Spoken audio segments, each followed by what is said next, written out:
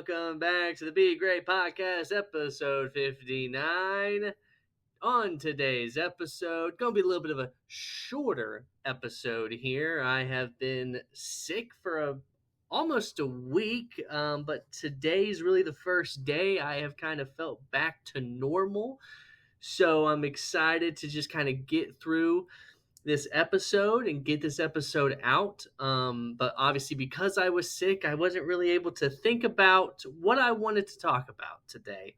But I quickly decided, you know what? Why don't I give kind of a first look, a first glance here at and let y'all have kind of an insight here into how I see the college football landscape next season.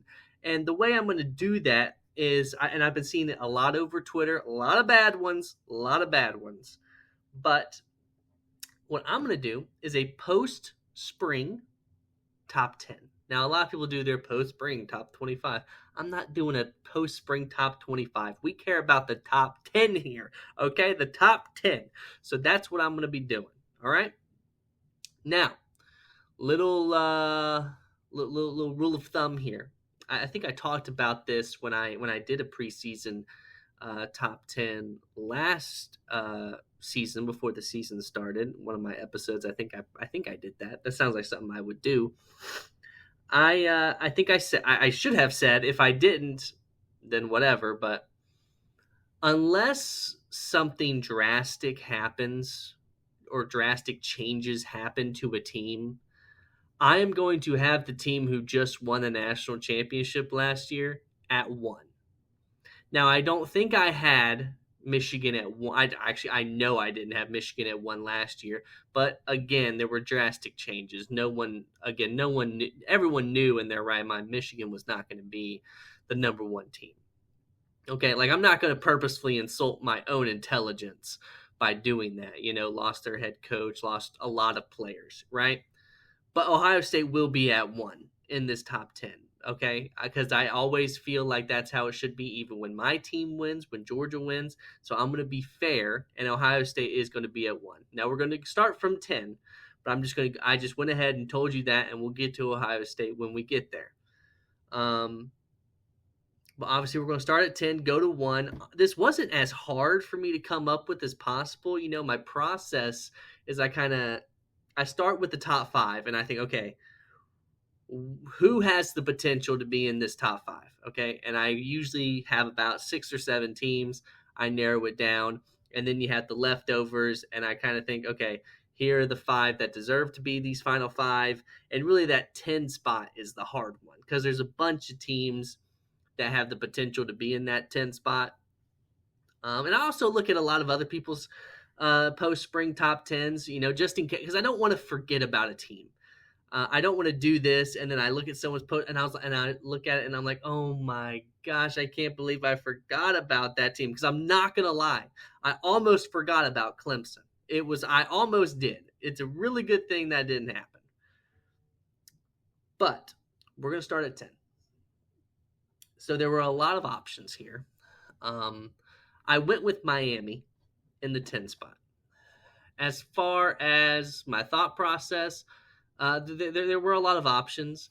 There was, I know Illinois is a really popular preseason team right now. Ole Miss could have been an option. I know Florida's a popular preseason team right now. Oklahoma's a popular one with John Mateer and Jaden Ott. Arizona State could have been there. Texas Tech. I was tempted to put Texas Tech there because I was tempted to put Texas Tech there just to be like, you know what, I got every conference represented, but I wanted to be honest, and I just think as of right now, Miami's probably the better team.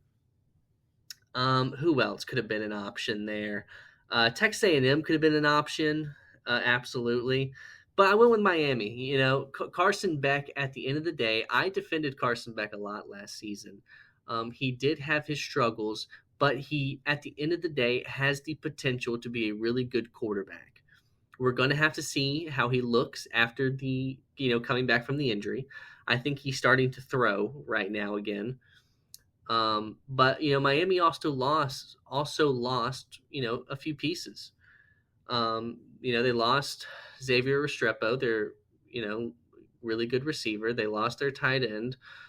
They lost Cam Ward. Um, they lost guys, but I think Carson Beck can have a lot of potential in the type of offense that Miami runs. And they also lost Damian Martinez. I forgot about him, but him too. So they lost a good bit offensively that they're going to have to replace. But I think the potential is there. Cristobal historically does a solid job at recruiting. So I don't doubt that they have good players there. It is just about potential. It's about actually going out and producing. That's been Miami's problem. It's never been necessarily their lack of talent. It's been the results on the field. And while I have Miami at 10, do not get it twisted. I do not think that they are going to make the playoff because we've seen this book before. And I refuse to be fooled by it again. But I think Miami is the 10th best team, talent wise, in the country. At 9, we're already going to get controversial because this team that I have at 9 is a team that pretty much everyone has. Pretty much everyone has this team inside the top 3, and that's Penn State. Look, I'm going to try and refrain from going on my 100th long rant about how Drew Aller sucks. But Drew Aller sucks. I don't think the Penn State defense is going to be nearly as good. I think the offense has major question marks, not just not just at the quarterback position, which is a major question mark that everyone seems to want to ignore. But I think the wide receivers are lackluster. I think I think Penn State has 2 really, really, really good running backs. All right, in Katron Allen and Nick Singleton. But that's not going to carry you to a national championship. It's not. Your quarterback is going to have to produce, and he has proven time and time again that when you ask him to produce, when you ask him to go win you a football game, he comes up short time and time again against good competition. And he's going to continue to do that because I have seen nothing in all of his starts that has shown me that he's actually progressed and gotten better. Drew Aller sucks. I'm going to continue to stand on this hill until everyone sees what I have seen all along. So Penn State at 9. At 8, I have Notre Dame. Notre Dame deserves Notre Dame's losing quite a bit as well, but they're bringing back, I'd probably say, the best running back in the country in Jeremiah Love. We'll see who they start at quarterback and how good he is. That's obviously going to determine how far Notre Dame can truly go this season. I trust the defense of Notre Dame will always be good because Marcus Freeman, he knows how to coach defense. His defenses are always going to be stout. They're always going to be really good. So I don't doubt that. What you have to wonder about is the offense. That's going to be the question mark for Notre Dame, probably as long as Marcus Freeman is the head coach there. You really never have to worry about the defense. Always wonder, okay, will the offense keep up?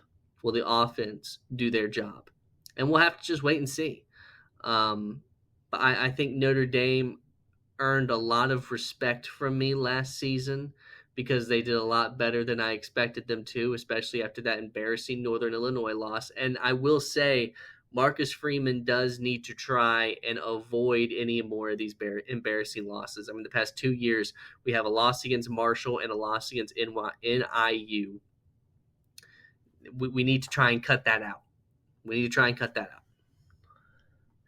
At 7, the Alabama Crimson Tide.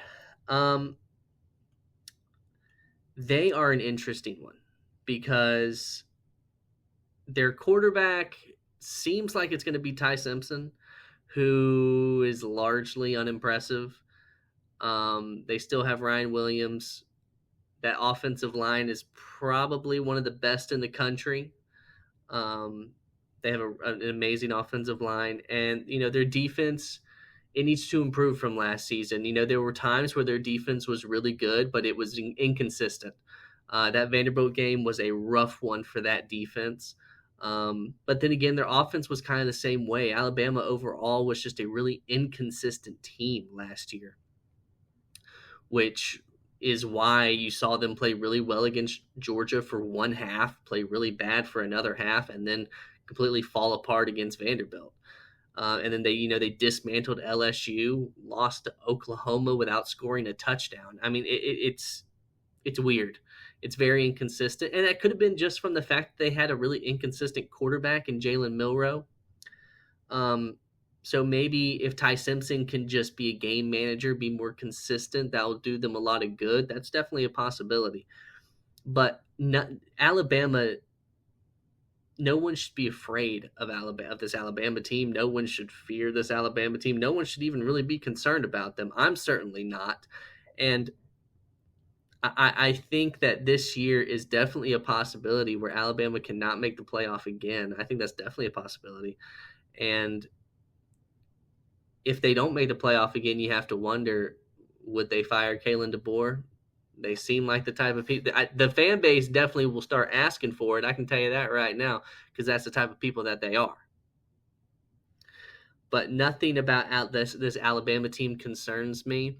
And it's a trend with a lot of these top teams. You'll come to find out that a lot of them are going to be having new starting quarterbacks, and that's going to lead to a lot of question marks and a lot of people really having to assume. We're all these are assumptions. We're just assuming that Carson Beck may come back from the injury perfectly fine. Assume that Gunnar Stockton will be really good. Assume Julian Sayin will be really good.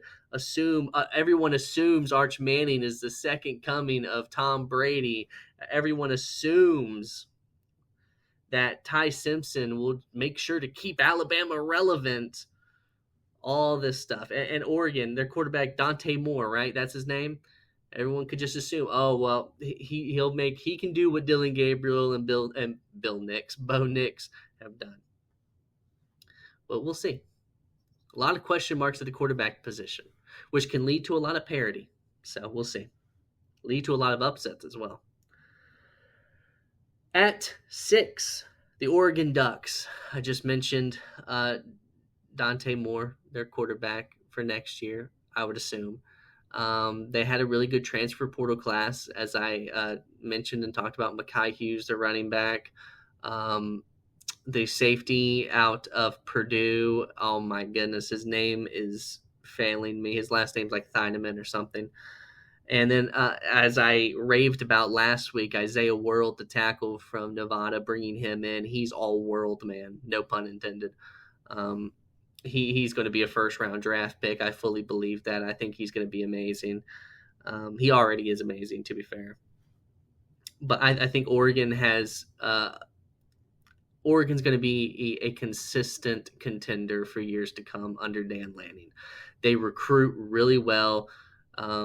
They have a lot of NIL. They use the transfer portal really well, and they're able to get a lot of top guys, and that's going to lead to Oregon being a top team for years to come. And the Big Ten is going to have to, they're going to have to deal with that. I definitely think the gap talent-wise between Oregon and Ohio State, because the gap between Oregon and Ohio State talent-wise last year, we realized in the Rose Bowl, was quite large because Ohio State bought their team, and you could tell that the talent on Ohio State was just that much greater than everyone else's. But the reason everyone thought that Ohio State would not win the national championship is because Ryan Day's inept coaching. And I still think Ryan Day is an inept coach, but the talent was able to outweigh that. But this year, I think that gap is a lot smaller. I don't think Ohio State has I don't think any team has some sort of stacked Avengers style roster. So I think there's one that could be close, but it has a lot of question marks. But we'll get to that when we get to that. But I think Oregon's going to just consistently be a contender in the Big Ten. Dan Lanning just has to figure out how to coach better in big games, and especially in the postseason. At 5, the Clemson Tigers. I think Clemson. I could have put Clemson higher. I could have put Clemson ahead of who I have at 4, which we'll get to.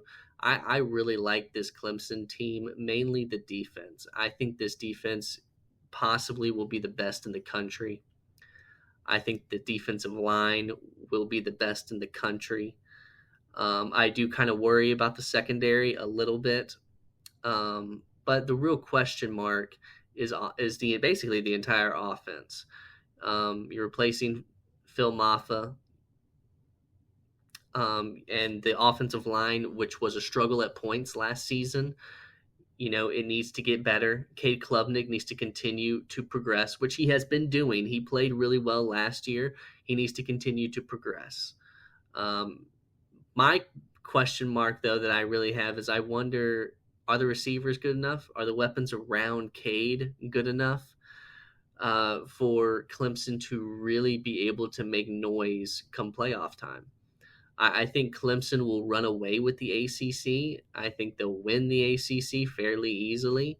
I don't think there's much competition for them in the ACC other than Miami, but I think Clemson is just way better than Miami. And so for me, I think Clemson's almost a lock for the playoff, for a top 4 seed.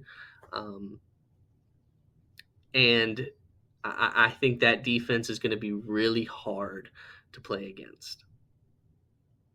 At 4, I have Texas. I was tempted to put Clemson ahead of them. I am not a big believer in Texas this season because I think everyone is just assuming things about them.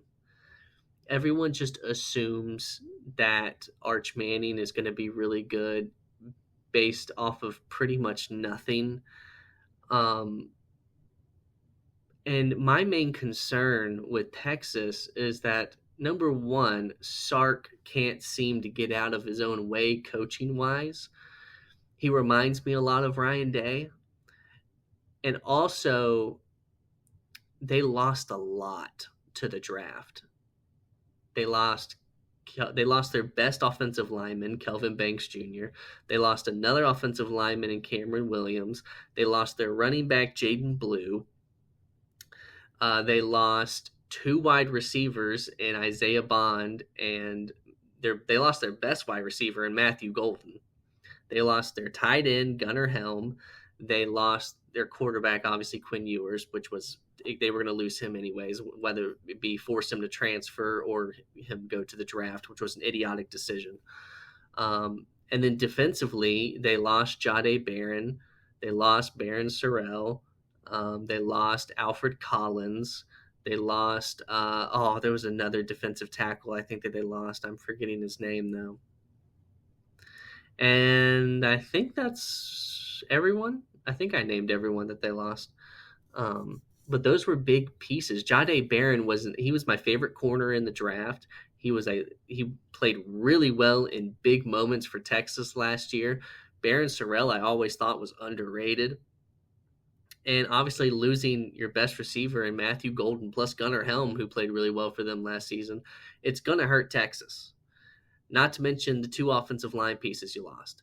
They lost, I think, a lot more than people are realizing, and people are just kind of assuming that they'll reload, and I'm sure in a way they will.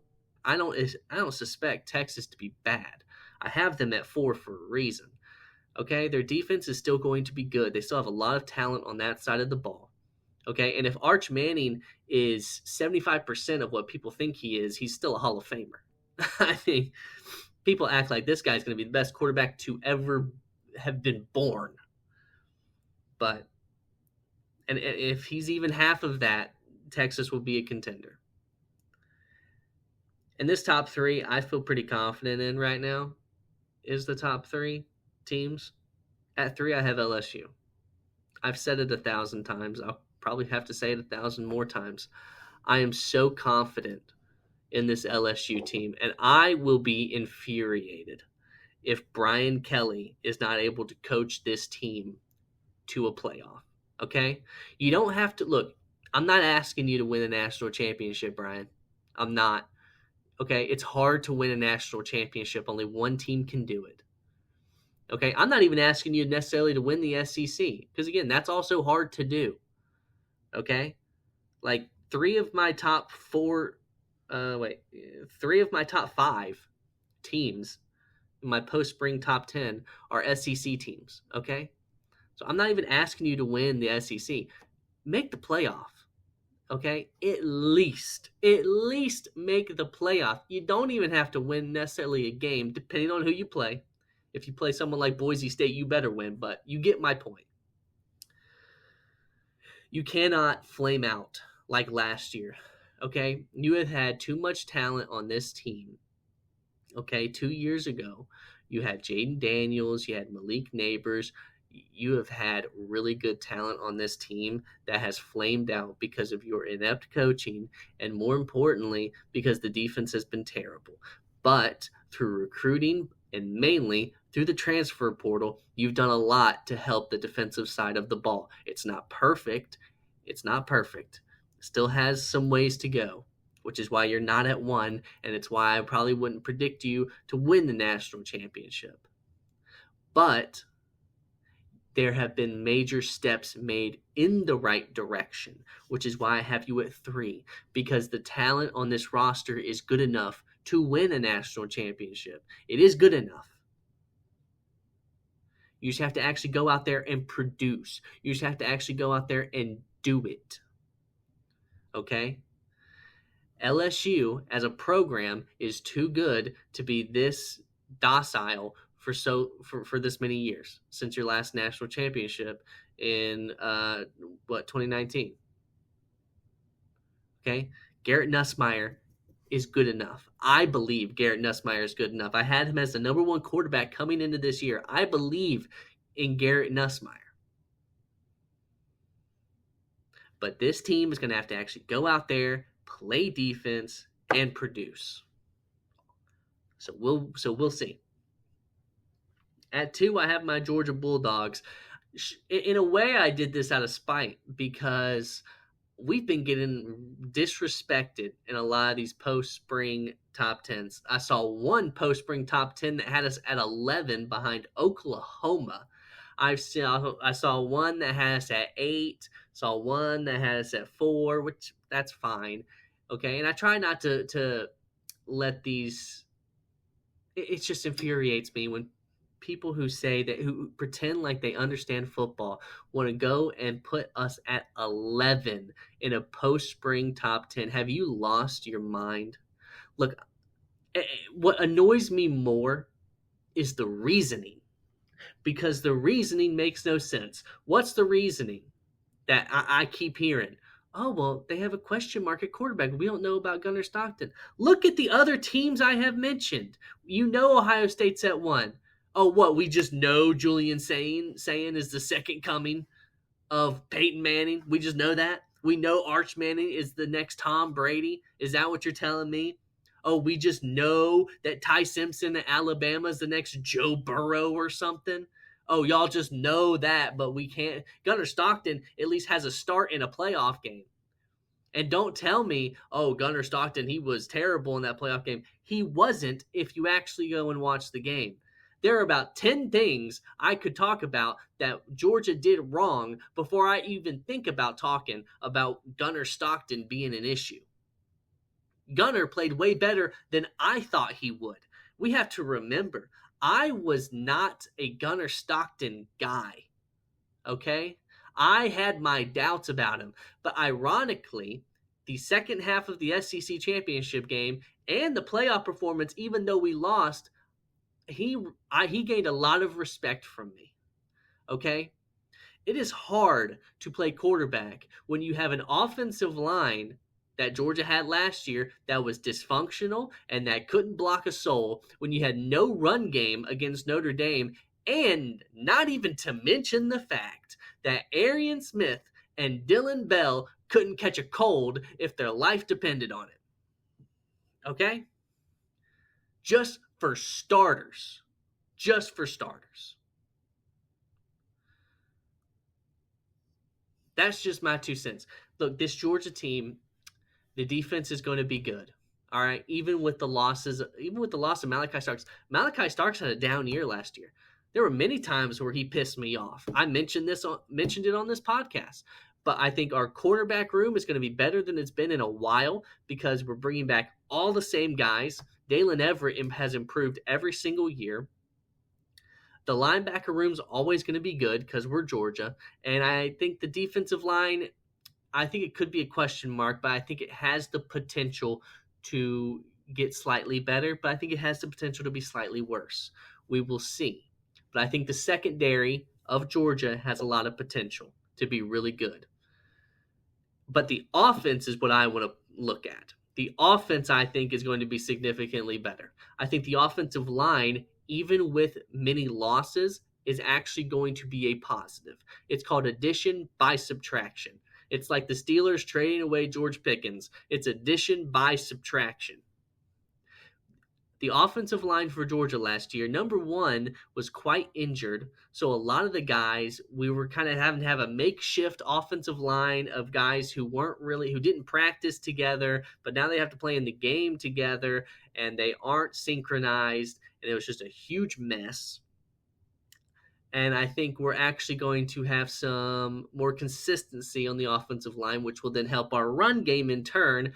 And Nate Frazier, I think, has the potential to be a star in college football. And more importantly, the receiving room is 1,000 times better. Zachariah Branch and Noah Thomas and the return of Colby Young instantaneously make this wide receiver room 10 times better. Possibly the best receiving room we've had since Kirby Smart's been here. Okay? And you might say, oh, but what about the 2 years you won the national championship? I want you to go back and think about those receiving rooms. It was really okay. You can't count Brock Bowers because he was a tight end. Okay. And really the only one you could really think of when you think of a receiver is Ladd McConkey, which is one guy. And I love him, but he's one guy. I think as a whole, this receiving room is one of the best Kirby has had. And I think there's potential for this offense to really turn around. And while Mike Bobo has frustrated me, I understand why he has not been fired.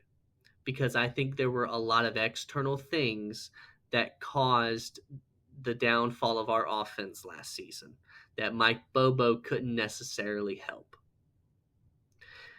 Case in point, our receivers catch worse than I do.